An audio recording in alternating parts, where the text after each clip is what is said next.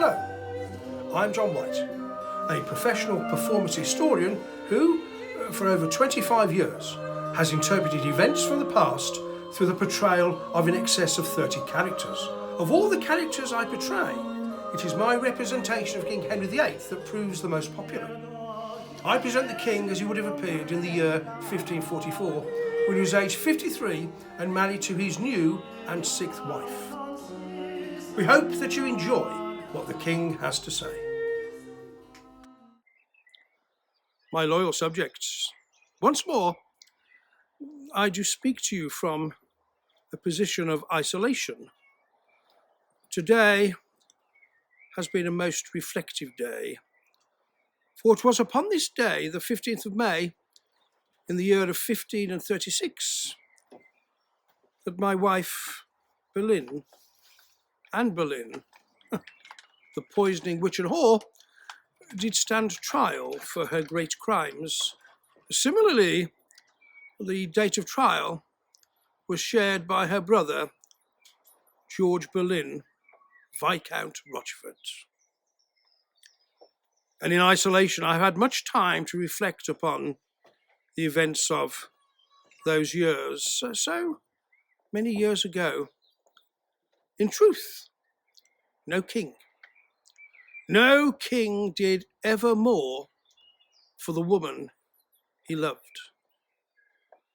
I did spy the Mistress Boleyn many years before, struck with the dart of love. I did love her. I desired her. I chased her. And at every turn she had said, nay, nay, nay. It was in 1533 that at last Mistress Boleyn, Anne Boleyn, did become my wife, the lawful Queen of England. Anne of 1,000 days. She did play me false to satisfy her carnal lust. She did take men to her bed, common men such as the foolish boy Smeaton, my friends, gentlemen of my chamber, Norris, Brereton, Weston, and even her brother, George Rochford. Not only did they practice the most foul and evil crime of incest. In so doing, they did practice adultery, but in so doing, they did also speak of my death, and what would come of my realm, and who would reign in my stead, and who would take Anne Boleyn to be his wife.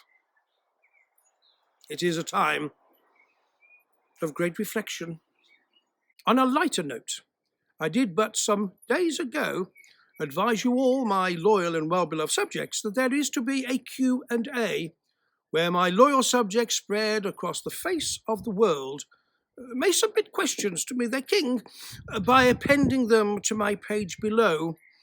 It has been determined that the closing date for receipt of such questions is to be the 22nd of May.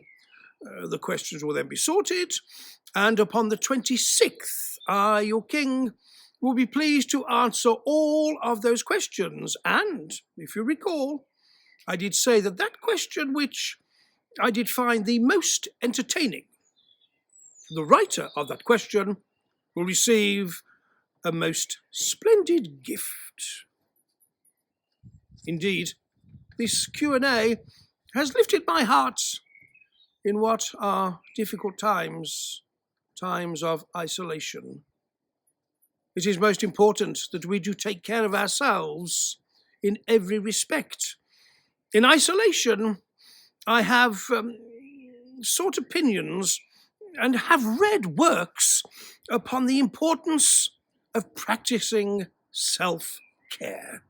And thus, my loyal subjects, I do recommend unto you the practicing of such self-care. Indeed, having considered all that is necessary for the inner person, I have taken some lengths to improve my situation being a person in isolation, whilst resisting the temptation to reflect upon those great events of 1536, when my wife, the whore Boleyn, was sentenced to die by a jury of her peers, a Queen of England, to die. Thus, wishing to lift myself from the depths of that recollection, I have received advice upon how to improve my general demeanour.